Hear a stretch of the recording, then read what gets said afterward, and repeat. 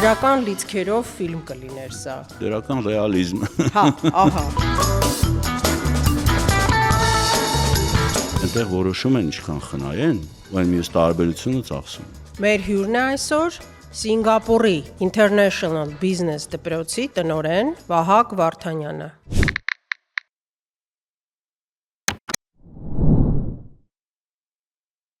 Պիտի անպայման լսենք այդ հետաքրքիր պատմությունը, թե ինչպես հայ մարդը հայտնվում է Սինգապուրում եւ հայտնվում է բավականի բարձր կարգավիճակներում։ Շատ լավ, դե պատմությունը ինքը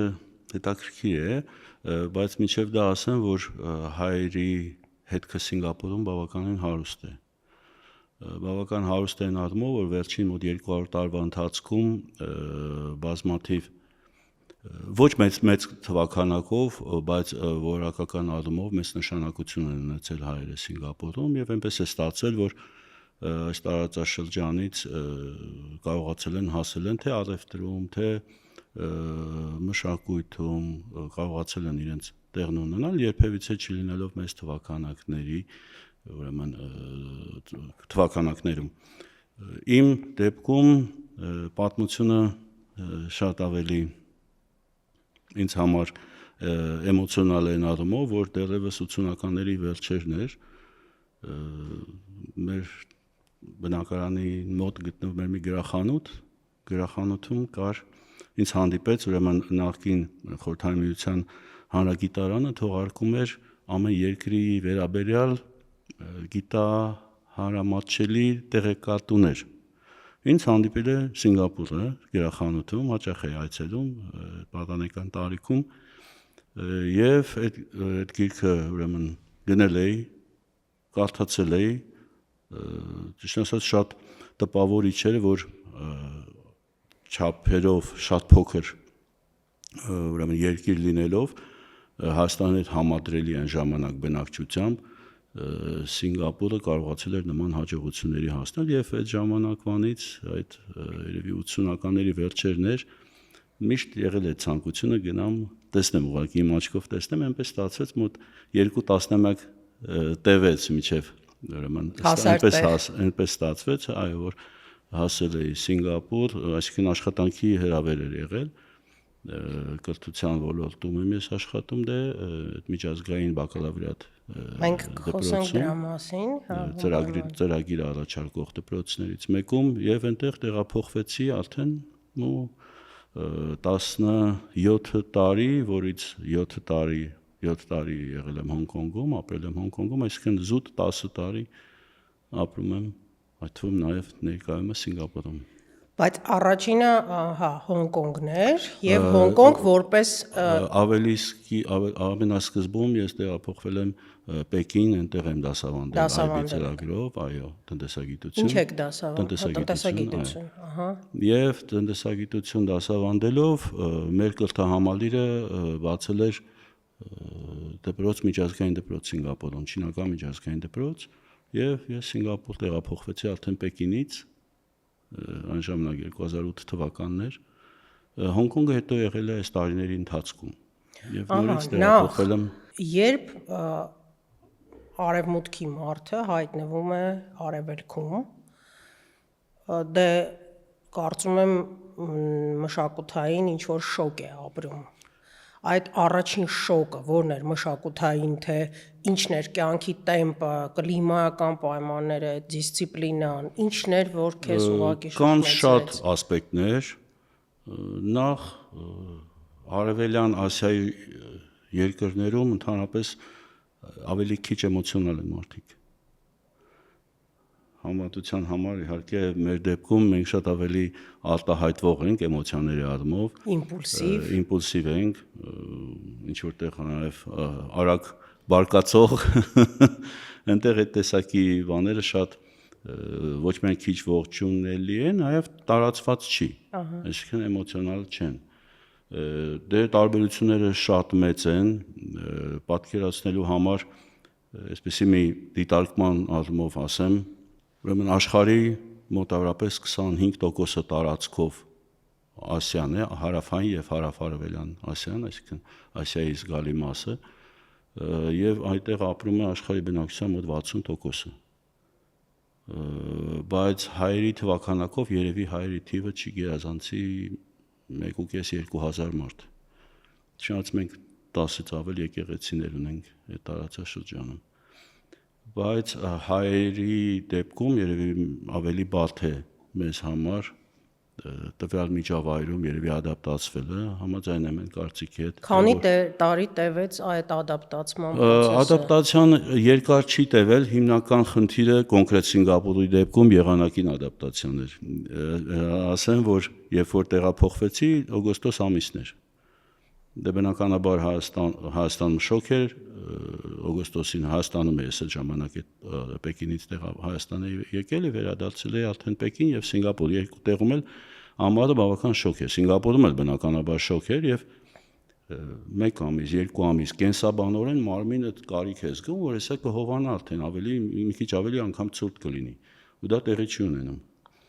Ու հերակապով երբ որ արդեն խոսում ես ընկերների հետ, հարազատների հետ, արդեն նոյեմբերն է, դեկտեմբերն է, հունվարն է, մարդկանց հագուստը գնալով ավելի ձմեռային է ու այնտեղ տարբերություն չի տալիս, չի փոխվում։ Այսինքն միջինը քանի աստիճան է։ Կլոր տարին ու եղանակն է։ Մի փոքր լինում է անձրևներն ավելի շատ են, լինում է ավելի քիչ են։ 30-ից ավել։ Մոտավորապես ցերեկը 30-32, գիշերը 24, 26, 27, Եվ բայց շատ բարձր խոնավություն, խոնավություն, 80-90% անգամ ավել խոնավություն։ Այսինքն, երբ որ արդեն մարտ-ապրիլ ամիսն է եւ զգում ես, որ տեղի չունեցավ այդ փոփոխությունը, այդ մեկ պտույտից հետո արդեն այսինքն դու ֆիզիկապես սովորում ես եղանակային ինտեգրացիան անցնում ես։ Ես չէի սովորի, որովհետեւ ես այդտեղ կմահանայի ուղակի։ Դա շատ բավական բարդ է, շոկ խոնավություն է բարդ, թե չէ։ Բայց ամեն դեպքում ինֆրաստրուկտուրային առումով ամեն ինչ այնպես է արված, որ նվազագույնի հասցվի անհարմարությունը։ Ուղղակի դուսը գտնվելը շոկմանավան խոնավ եղանակին բավական բարդ է։ Հետո հասարակացի վրա գտնվող երկիր է, ընդամենը 1 աստիճան հյուսիս, այսինքն առավոտյան եւ երեկոյան լուսաբացն ու մայրամուտը նույն ժամերին են տեղի ունենում, փոփոխություն չկա կլոր տարվա ընթացքում, այսինքն ամբողջությամբ կանխատեսելի է, փոփոխություն չկա, մոտավորապես առավոտյան 7-ից մինչև երեկոյան 7, այդպես։ Լավ, կլիմայից խոսեցինք, բայց այդ կլիմայում նախ սովորել, կողմնորոշվել դա առանձին մի մասն է, բայց ինչպես դառնալ IB դպրոցի տնօրեն Սինգապուրում։ Եվ ինչ է IB, խնդրում եմ դա էլ ավելի մանրամասն։ Դա միջազգային բակալավրիատի ծրագիր է, բավական բարձր հեղինակություն վայելող եւ աշխարհով մեկ բարձրակարգ համալսարանների կողմից ճանաչված է շատ բարձր, ուրեմն ծրագրի պահանջները բարձր են եւ ծրագրի շրջանակներում դե աշակերտները կարողանում են ոչ միայն արտադրական գիտելիքներ ձեռք բերել, այլ նաեւ վերլուծական միտք զարգացնել, այնտեղ բաղադրիչներ են կարգեն ծրագրի դիպլոմային աշխատանք գրել եւ այլն, այսինքն աշակերտները ավարտելուն պես պատրաստ են լինում համալսարանում, բարձրակարգ համալսարաններում սովորելու։ Դե այնպես ստացվեց, որ ինչպես արդեն նշել էի, Պեկինում աշխատելու տարիներին այդտեղ որպես դասախոս դասավանդում էի էկոնոմիկա, տնտեսագիտություն էի դասավանդում եւ Սինգապուրում կարճ տևեց, առաջին տարվա ընթացքում էր, երբ որ դարձա IB ծրագրի ղեկավար։ Առաջարկեցին դարձավ ծրագրի ղեկավար ու ոչ երկար ժամանակ անց նաև դարձա իրենց դպրոցում միջնակարգ եւ ավագ դպրոցի տնօրենը։ Ահա, միթե չկար սինգապուրցի այդ մակարդակի։ Ճիշտ ասած, այստեղ հիմա կասեմ առաջին հարցը իմ մոտ բնական որ ծագել էր, չինական միջազգային դպրոց էր ու երբ որ առաջարկեցին, առաջին բնական հարցը իմ մոտ առաջացավ ու հարցրեցի, ասեցի, բայց ես չինացի չեմ։ Ասեցին դա կապ չունի, չինարեն իմացությունս դեր խաղաց, բայց նաև միջավայրին ծանոթ լինելը երևի, չգիտեմ, մասնագիտական կոմպետենտություն երևի տարբեր բաներ են հաշվի առել, ամեն դեպքում արդեն մոտ 15 տարի անցել է։ Ահա, մինչև մեր հարցադրույցը սկսելը պատմեցիր, որ մեծ մասը բուդդիստներ են։ Շատ բազմաբնույթ երկիր է Սինգապուրը, նախ ասեմ, որ շատ փոքր է տարածքով, Հայաստանի հետ համեմատության համար, եթե պատկերացնենք Սևանա լճի մեծ Սևանը, մոտարապես այդ տարածքի զբաղեցնող ուրեմն երկիր է, այսինքն մոտ 40 անգամ Հայաստանյան տարածքից փոքր, եւ ապրում է մոտարապես 6 միլիոն մարդ։ Շատ բազմաբնույթ է,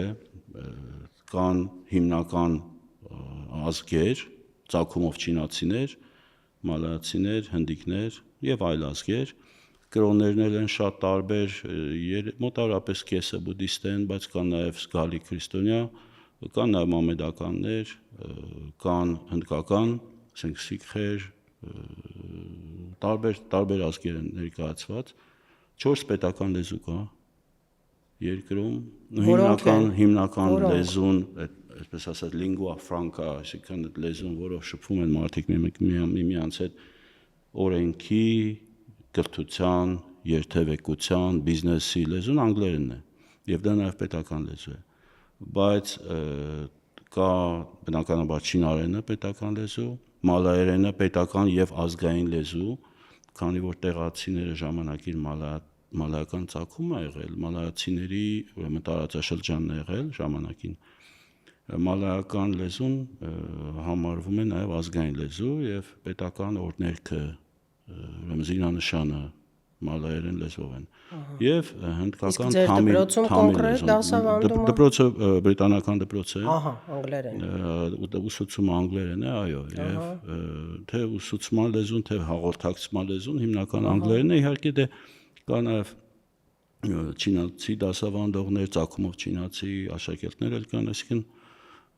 բազմա լեզու միջավայր է, բայց ուսման կրթության լեզուն անգլերենն է։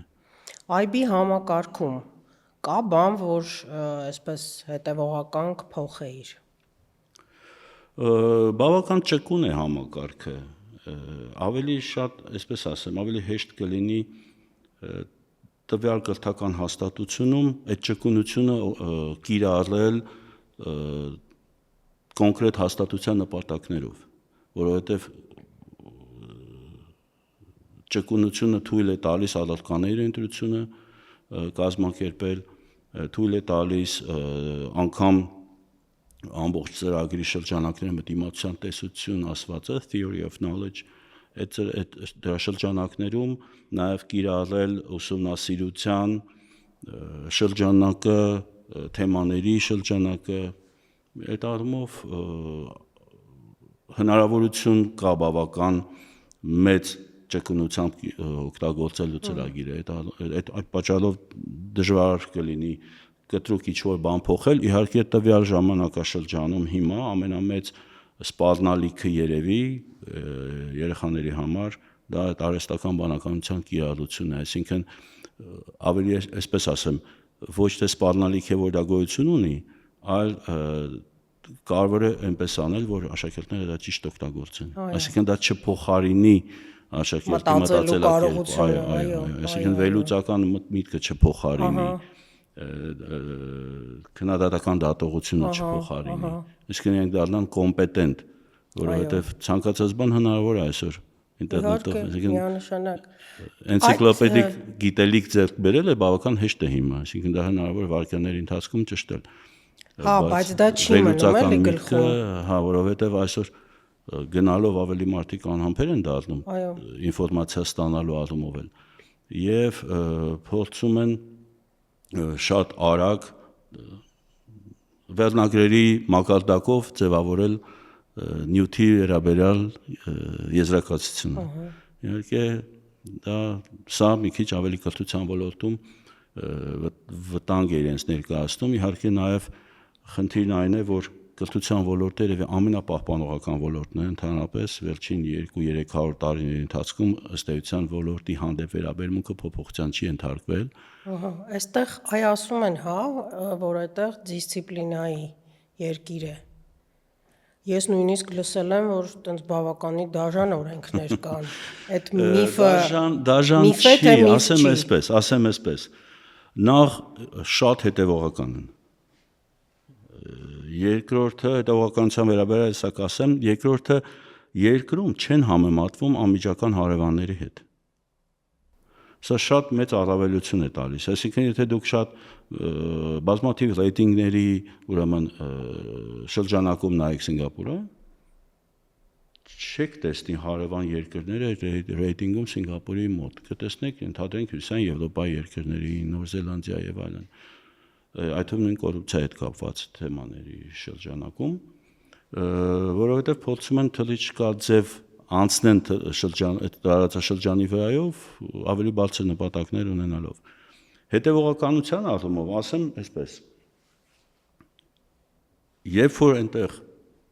սա շատ մեծ առավելություն է ինձ համար, երբ որ կառավարությունը ինչ-որ մի ծրագիր է ներկայացնում, շատ երկրներում դա ծրագիր չի, դա կամ մտադրություն է, կամ ցանկություն է, երազանք անգամ։ Այնտեղ եթե ներկայացնում եք մի ծրագիր, կարող եք վստահ լինել, որ դա իրականացվելու է, որովհետև ի տարբերություն շատ երկրների, այնտեղ հայտարարելու ժամանակ պլանավորման փուլն արդեն ավարտված է։ Այսինքն հայտարարում են, երբ որ արդեն ծախսերի, սպասվող արդյունքների վերլուծությունն է արված։ Երբ ամեն ինչ հաշվարկված է։ Այո, այդ ատումով վստահ կարող լինել, որ իրականացվի եւ բնականաբար շատ հետևողական են, ինչը մեզ երևի պակասում է Հայաստանում, որովհետև ես եկել եմ այն եզրակացության, որ հիմնական խնդիրներից մեկը մեր մոտ այստեղ ժամանակի ընկալումն է, ժամանակի հանդեպ վերաբերմունքն է եւ շատերը հարցին վերաբերում են, ցանկացած գործողության վերաբերում են որպես պրոյեկտի, այսինքն կա սկիզբ եւ ավարտ։ Այդ հարատևությունը այստեղ շատ դեպքերում բացակայում է։ Այդ հետևողականությունը շատ բարձր է այնտեղ, իսկ ինչ վերաբերում է օրենքների խստությանը, ասեմ այսպես, 60-ականներից, 50-ականների վերջից 60-ականների սկզբից մտադրված կերպով այնպես է արվել, որ հնարավորինս պարզեցնել օրենքների լեզուն եւ հասցրել են նրան, որ օրենքները ըստ էության բավական խիստ չեն, կարող եմ ասել անգամ շատ դեպքերում մեղմ են, միջավայրը մեղմ է, բայց այդ մեղմ օրենքները խախտելու պատժամիջոցն է խիստ։ Հիմնական երևի ամենահետաքրքիրը տարածված է երևի մաստակի ծամոնի ուրեմն արգելքն է, ուղղակի երկրում չի վաճառվում։ Ինչու՞։ Դա հասկանալու համար ուղղակի ընդհանուր կոնտեքստն է պետք պատկերացնել արևադարձային ոչ միայն այսինքն հասարակացի վրա գտնվող երկիրը, որտեղ մի շոկ եւ խոնավ է, եւ ուղղակի տնտեսական արդյունքի առումով կառավարությունը եկել է եզրակացության, որ ամբողջ տնտեսական վնասը այդ թվում մաքրելու եւ այլն շատ ավելի մեծ է, քան այդ կոնկրետ այդ ապրանքը վաճառելու դեպքում ամբողջ ստացված եկամուտը, օգուտը։ Եվ ժամանակին մոտ 40 տարի առաջ 80-ականներին այդպես որոշում են կայացրել, ուղղակի երկրում չի վաճառվում։ Քեզ զգուշացրել էին օրինակ, որ ծամոն պիտի չծամես։ Ես գիտեի դա, բայց դա այնպես չի, որ բոլորը դրա մասին գիտեն, ուղղակի չի վաճառվում երկրում։ Այսինքն այդ սովորությունը մարդիկ ուղղակի ըստ էության չունեն, որովհետև չի վաճառվում։ Էլ ինչ, օրինակ չի կարելի ծամոն ծամել, չի կարելի հասկանալ է, որ դե կան որոշակի սահմանափակումներ, օրինակ գիշերային ժամերին խանութներում ոգելից խմիչքներ չի վաճառվում։ Ցերեկային ժամերին ազատ է, բայց երեկոյան 10:30-ից մինչև առավոտյան 7-ը չի վաճառվում։ Հանգիստ երկիր է ինքը կրիմինալ Շատ ապահով երկիր է, շատ ապահով, ասեմ ավելին, որ օդանավական հաստնելուն պես թվում է թե անջատվում են զգոնության զգայարանները, այս կարգի է, ինքը շատ ապահով է։ Այսինքն դուք պատկերացրեք, երբ որ մարդիկ միտեղ ճաշելու կամ սնվելու համար սեղանը ուղղակի իրենց ամրագրելու համար կարող են հեռախոսը ուղղակի դնել այնտեղ, որ սեղանը ամրագրեն եւ գնան սնունդը վերցնեն։ Այդպես հանգիստ, այո։ ու անգամ հայտարարություն գրված լինի, որ խնդրում եք հեռախոսները մի դրեք սեղանների վրա, ուղղակի զուտ ապահովության Մարդիկ էլի մեկ էլ տեսար։ Իմ հետ այդպիսի մի բան եղել է, երբ որ նոր էի Հոնկոնգ տեղափոխվել, այսինքն Սինգապուրից Հոնկոնգ, մինչև նոր վերադարձա Սինգապուր, ուրեմն Հոնկոնգում մի քանի շաբաթ էր, նոր էի։ Հոնկոնգը ինքը էլի բավական ապահով ուրեմն քաղաք է։ Եվ այդպես ուրեմն համակարգիչս, դրամապանակս, հեռախոսս ամեն ինչ թողել էի եւ գնացել էի որ ուրեմն ուտելիքը վերցնեմ, մոտենամ իմ սեղանին։ Մի կին շտապելով, կարելի ասել վազքով մոտեցավ ինձ, ասեց այնտեղ ամեն ինչ թողել եք, եկել եք այստեղ, ասեցի դե հեսա վերցնում եմ մոտենամ։ Ինձ հարցրեց, ասեց դուք որտեղից եք եկել այստեղ, ասեցի Սինգապուրից եմ եկել, ասեց հասկանալի է։ Հասկանալի։ Այդ կարգի ապահով երկիր է, չէ՞։ Բայց մի քանի օր առաջ աչքովս ընկավ մի ռոլիկ YouTube-յան անգլիացի մի բլոգեր էքսպերիմենտ էր արել Երևանում։ Թղթապանակը գցում էր անընդհատ եւ հետևից նկարում էին։ Քանի 10 անգամ գցեց, 10 անգամ տարբեր խավի ներկայացուցիչներ, տարբեր սերնդի ներկայացուցիչներ բարձրացրեցին եւ վերադարձրեցին, վազեցին նույնիսկ հետեւից ես ինձ շատ լավ զգացի։ Դա շատ դրական բան է, ընդհանրապես զբոսաշրջության, գրավչության առումով ու Երևան քաղաքը բավական բարձր է ապահովության տեսանկյունից։ Այո, եւ ասացին, այո, այս վերջը շատ համաշխարհային խոսվում, որ ապահով է։ ռեյտինգում բարձր է, շատ անգամ ամենաբարձր տասնյակի մեջ է մայրաքաղաքների հայտնվում հաճախ, որպես ապահով։ Հա, շատ ինքը դա շատ դրական երևույթ է իհարկե։ Մարդկանց գրավչության առումով վերեն Հայաստան։ Քանի տարի ես արդեն տնօրեն։ Նախկին դպրոցում մոտ 5 տարի էի Սինգապուրում, միջնակարգ ավագ դպրոցում էի տնօրեն, հետո նույնպես միջնակարգ ավագ դպրոցում Հոնկոնգում էի։ Այստեղ ամբողջ դպրոցի տնօրենն եմ, արդեն 1.5 տարի է մոտարապես։ Պատահել է, որ մտածված կայացրել ես ոչ պոպուլար որոշում։ Համարելով, որ դա ճիշտ է։ Իհարկե ոչ պոպուլար որոշում։ Ոչ պոպուլար աշակերտների համար, օրինակ։ Նախ ասեմ, իհարկե եղել է այդպես, բայց թե ինքս ինձ, թե նաև իմ գործընկերներին անընդհատ հիշեցնում եմ, որ պետք է նաև հիշենք, որ մենք եղել ենք աշակերտ։ Մենք Բրավո։ Ունեցել ենք այդ փորձը, ժամանակները տարբեր էին իհարկե, բայց մենք եղել ենք աշակերտ։ Այսինքն աշակերտներն այդ տարիքի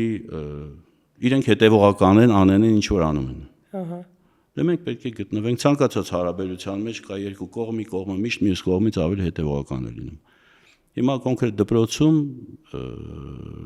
պետք է կարողանանք ուղղակի իրենցից ավելի հետևողական լինենք, որովհետև վերջին հաշվով փորձը հաշվի առնելով մեր համեմատած իրենց տարիքային զարգացման փորձի հետ, իհարկե մենք ավելի հեռանկարը տեսնելով այսօր թվում է թե իրենց համար ինչ որ կարճաժամկետ առումով ոչ պոպուլար որոշում է, բայց երկարաժամկետ առումով դա միայն օգուտ իրենց կբերի։ Եղել են իհարկե որոշումներ, որ գնացել ես այդ քայլին, Օրինակ, աշակերտի հեռացում։ ահա։ Լավ, իսկ հակառակը, եթե նկատում ես, որ աշակերտին նեղացնում են, որ անազնիվ են վարվում, օրինակ ուսուցիչները։ Իհարկե դե միջամտելը անհրաժեշտ է, որովհետև գործ ունես անձի հետ եւ ամեն օր քո գործողություններով անձի հոգեբանական մտածելակերպի առումով փոփոխություն ես մտցնում։ Այսինքն անձը ձևավորվում է ամեն օր, իսկ այդ տարիքի մարդիկ ամենաարագ թե ֆիզիոլոգիական, թե մտավոր ամենաարագ զարգացման փոփոխության առումով ամենաարագ զարգացման փուլում են կյանքի գտնվում եւ նաեւ խոցելի են շատ դեռահասների հետ գործ ունես շատ խոցելի են ու նաեւ հաշվի առնել որ տարբեր ազգություններ են ներկայացնում։ Քանի ազգություն է, օրինակ կոնկրետ ձեր դպրոցում 15 ազգություններ են, հա։ Եվ գերիշխողը Ճապոնիայից մինչև Բրազիլիա ունենք։ Ահա, այդպես։ Ավստրալիայից մինչև Միացյալ Այդ շատ կարծում Թագավորություն, եմ բարդ է։ Ռուսաստան, այսինքն շատ մեծ է միջակայքը ազգությունների առաջին լեզու, ուրեմն գրելու տեսանկյունից կրոնների եւ պետք է այդ ամբողջը հաշվի առնես, իհարկե նաեւ դասավանդողներն էլ տարբեր տարիքի են, տարբեր ազգությունների են, այդ ամեն ինչը պետք է հաշվի առնես։ Իհարկե։ Հեշտ չի, դե ամեն օր սովորում ես։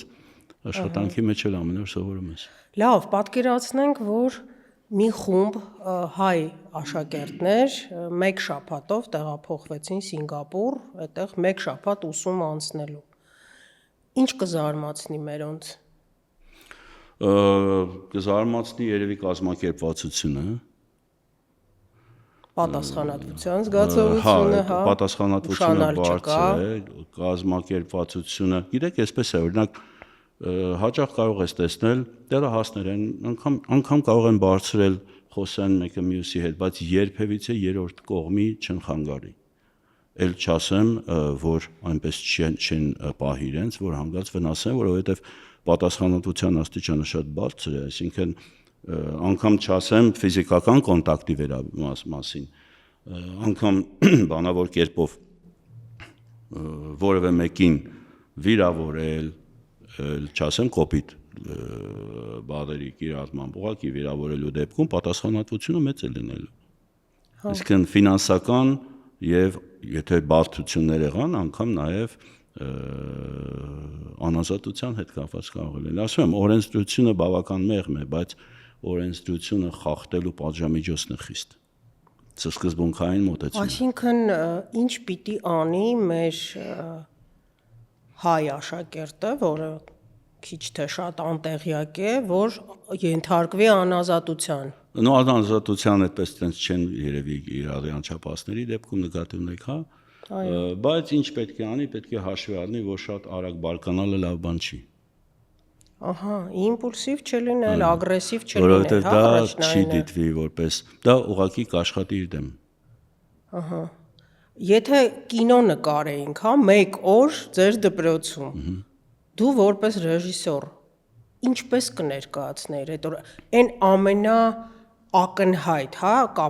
ինչ ես դու տեսնում, ինչ ես դու պատկերացնում, ինչ կինո կստանայինք մենք։ Դա կլիներ նախ եւ առաջ այդ բազմազանության մեջ ինտեգրման փորձը կլիներ, որովհետև ի տարբերություն բազմաթիվ, կարծում եմ բազմաթիվ երկրների, այնտեղ բավական բարձր է բավական բարձր հանդուրժողականությունը, որովհետև ապրում են ազգություններ, որոնք մեկը մյուսի հետ դարերի ընթացքում քիչ են առնչվել, օրինակ, եթե վերցնենք համադրության համար, Հիմալայների, ուրեմն լեռնաշղթայի գոյությունը երկու հարևան քաղաքակրթություններ բավական հեռու է իրարից պահել չինացիներին եւ հնդիկներին։ Եվ Սինգապուրում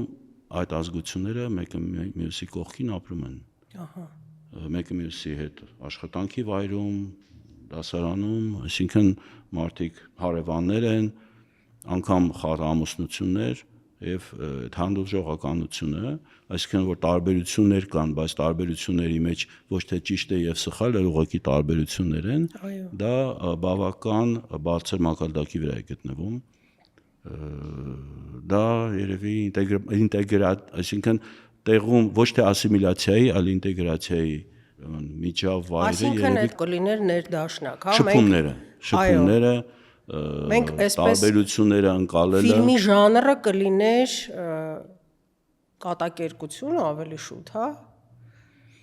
Դրական լիցքերով ֆիլմ կլիներ սա։ Դրական ռեալիզմ։ Հա, ահա, շատ լավ բնութագրվեց։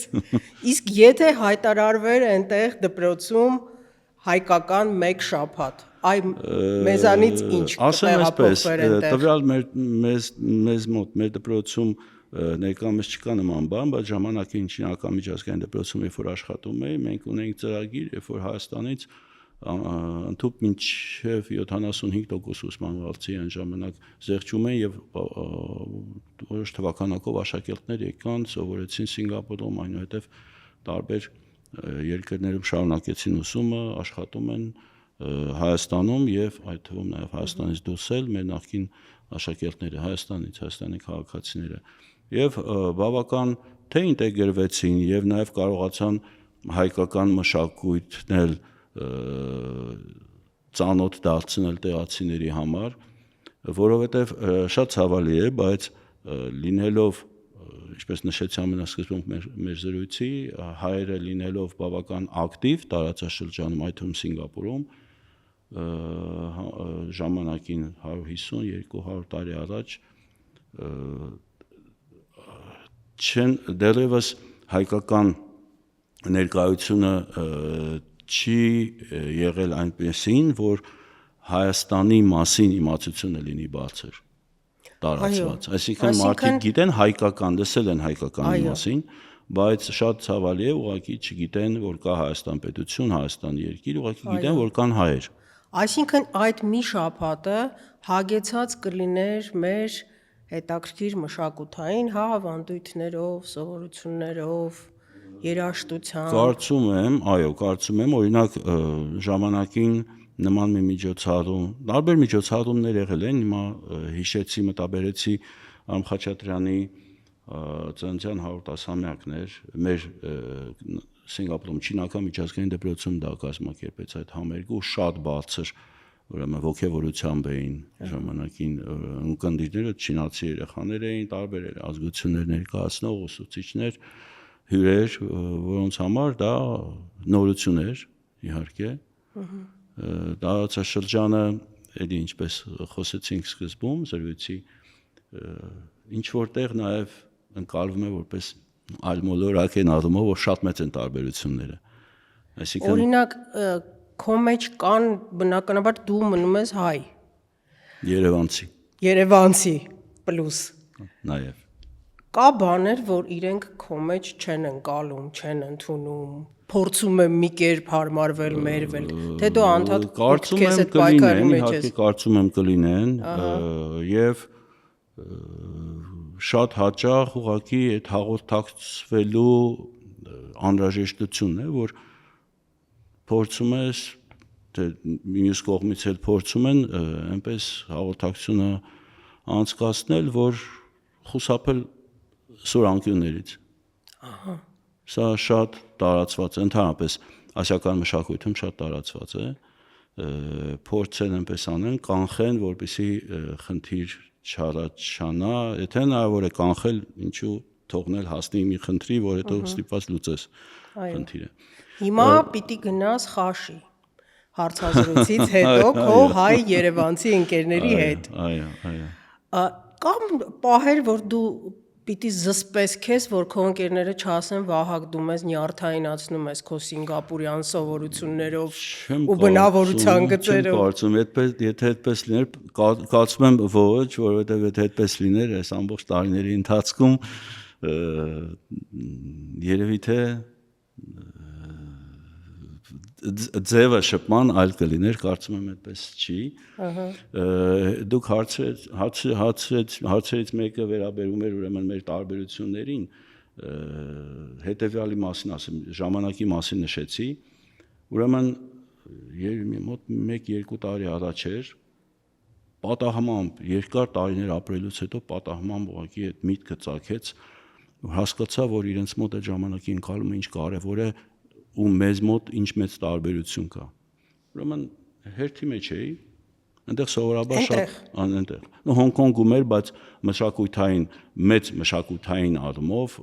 շատ նման են, այդ առումով շատ նման են։ Իհարկե Հոնկոնգն ու Սինգապուրը շատ տարբեր են, բայց այդ առումով շատ նման են։ Ուրեմն հերթի մեջ էի եւ շատ տարածված է այնտեղ, որ հերթում ինչ-որ տաբլոյի վրա գրված է լինում մոտավորապես սպասելու ժամանակը։ Գուցե 25 րոպե մոտավորապես, նայեցի, զգացի, որ այստեղ մի 5, 6, 7 րոպեվա բան է, 10 րոպե լավ, առավելագույնը։ Դա ինչի հերթ էր։ Theme park-ի, ուրեմն զվարճանքների այգեր, Disneyland-ի տիպի։ Հա։ Դա հերթի մեջ կանգնած էինք։ Եվ այդ րոպեները տեսնելով 25 րոպե, հասկացա, որ այս մարդիկ կանգնած են, այսինքն մոտ 7-10 րոպեվա ընդամենը հերթ է։ ու հասկացա, որ այդ 25 որ գրել են, իրենք գիտեն, որ այդ 25-ը գրելով մարդիկ սպասելու են։ Ու հետո հիշեցի, որ մեր մոտ մենք երբ որ միտեղ գնում ենք, գիտենք, որ 15-20 րոպեից ենք հասնելու, ասում ենք 5 րոպեից այդտեղ ենք լինելու։ Որովհետև այդ որ ասում ենք ոչ թե միայն որ մենք ենք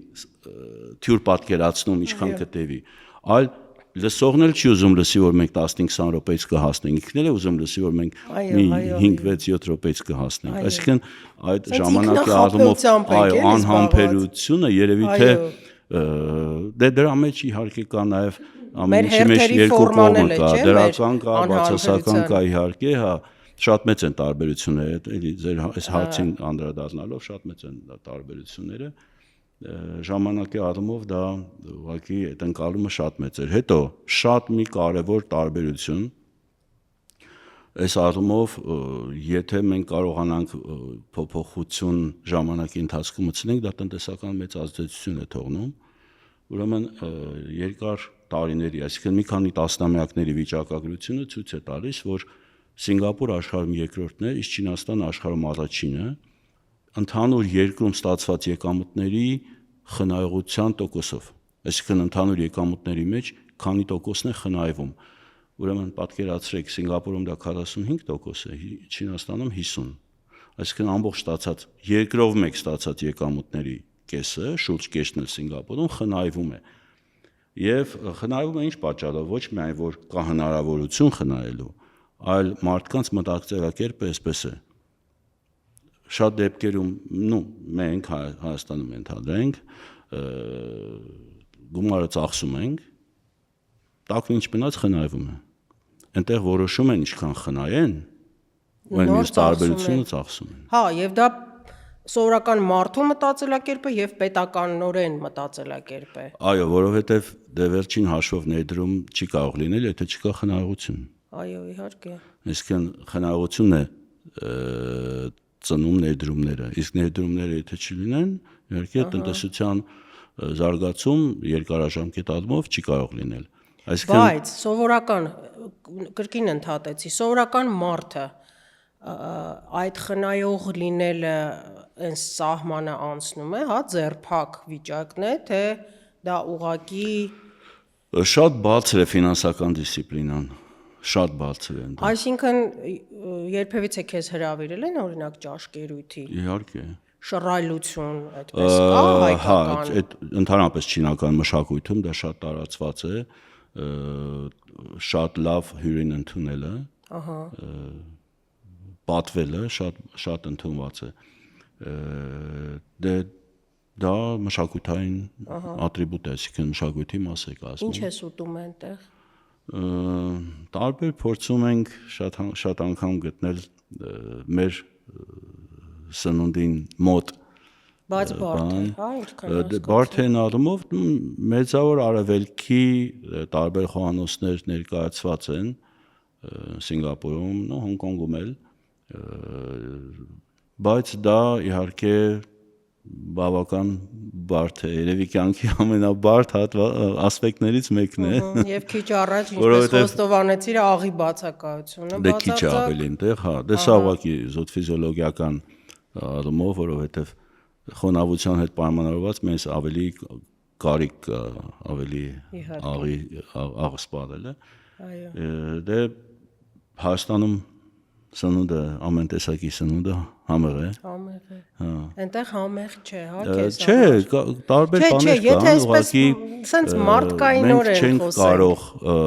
ամբողջությամբ իհարկե դա հնարավոր չի փոխել։ Հա։ Եվ պետք էլ չի։ Բայց Հայաստանում էլ վերջերս շատ պոպուլար է չինական, ասենք, կերակրատեսակները եւ այլն, բայց այստեղ ասում են ադապտացված, տարբերակ է։ Ասենք չինական ռեստորանում կարող է լինել ընդհանրենք սուշի, որը ճապոնական է։ Ինչպես են դիմանում։ Ամանորը իհարկե ամենամեծ, այսպես է, ուրեմն հաշվի առնելով Սինգապուրի բազմակրոն, բազմալեզու, բազմազգ բնույթը, ամեն ազգության տրվում է տարվա մեջ 2 պետական տոն։ Ընդհանրենք չինական նոր տարին, որ ամենախոշոր ուրեմն տոնն է չինացիների, ծագումով չինացիների համար, 2 օր ունեն, դե տատանվող է, լուսնային օրացույց հետ է կապված, Այսինքն Այս տարի փետրվարի կեսերին է լինելու, հունվարի վերջից փետրվարի կես տատանվում է։ Հնդկական, ուրեմն տոներ կան, բուդդիստների համար կան տոներ, նաև մամեդականների համար տոներ կան եւ իհարկե կան նաև պետական տոներ բոլորի համար, ասենք աշխատանքի օր, մայիսի 1, նոր տարի, իհարկե նաև քրիստոնյաների Սուրբ Ծնունդը, դեկտեմբերի 25-ը, Սուրբ Ծնունդը, այնտեղ ավելի շուկով նշվում են նոր տարվա չինական նոր տարվա տոնը եւ Սուրբ Ծնունդի դեկտեմբերի 25-ի տոնը։ Իսկ հունվարի 1 ուղղակի պետական տոն է, ասենք մայիսի 1-ի պես ուղղակի սիմվոլիկ տարին շրջելու տոն է, բայց այդպիսի մեծ ուրեմն շքով նշվելու ավանդույթներ չունեն, բայց չինական նոր տարվա տոնը շատ նման է այն ձևին, ինչպես մենք ենք դա անում, այսինքն մարդիկ մեկը մյուսին շնորհավորում են, մեկը մյուսի տուն է այցելում, ճաշում են մեկը մյուսի հետ, ու զարդարում են, իհարկե չինական ոճով են զարդարում, բայց կա այդ տոնածառ ասածը։ Տոնածառ իհարկե հիմա է դա տարածված Սուրբ Ծնունդի հետ կապված։ Այո։ Բայց դեկտեմբերի 26-27 արդեն ամբողջը ուղղակի հավաքում են, որովհետև դա նոր տարվա հետ չի ասոցացվում, այլ Սուրբ Ծնունդի հետ է ասոցացվում։ Հասկացա։ Այդ առումով նմանություններ կան, իհարկե նաև տարբերություններ։ Մոտենում ենք զրույցի մեր ֆինալին եւ մի քանի բլից հարցեր։ Խնդրեմ։ Ամենաազնիվ հարցը, որը կտայիր ինքդ քեզ մեր հարցազրույցի ընթացքում։ Ամենաազնիվ հարցը հաճախ այդ հարցը ես ինքս ինձ տալիս եմ ինչ կլիներ, որի համար ես կփոշմանեմ կամ փոշմանում եմ եւ սովորաբար մարդը փոշմանում է չարած բաների համար։ Եթե վերադարձնել, ինչը կարճ։ Շատ բաներ, որի մասին չես մտածում, երբ որ երիտասարդ ես, շատ ավելի երիտասարդ ես, եւ ժամանակի հետ սկսում ես ավելի արժևորել եւ առաջին հերթին մարդկանց այն նեղ շրջանակը, ում ուզում ես հանդիպել։ Եթե փրկել, ում կամ ինչ։ Կարծում եմ ամենակարևորը մենք մեր մշակութային ազգային ժառանգությունը։ Եթե հարցնել, ում։ Եթե հարցնել, իհարկե, ես իմ կյանքում շատ բաներ ներկայումս կուզենայի հարցնել տվյալ դեպքում հորս, այդ հնարավորությունը չունեմ, որտեվ չկա ինքը։ Եթե մեկ օր մնա, ապա շատ բարդ հարց եք տալիս, շատ բարդ հարց եք տալիս։ Էլի կասեմ երևի այն ամենանեղ շրջանակը մարդկանց, ում ամենահաճախն ես ուզում տեսնես։ Շնորհակալություն։ Խնդրեմ, ես եւս շնորհակալ եմ։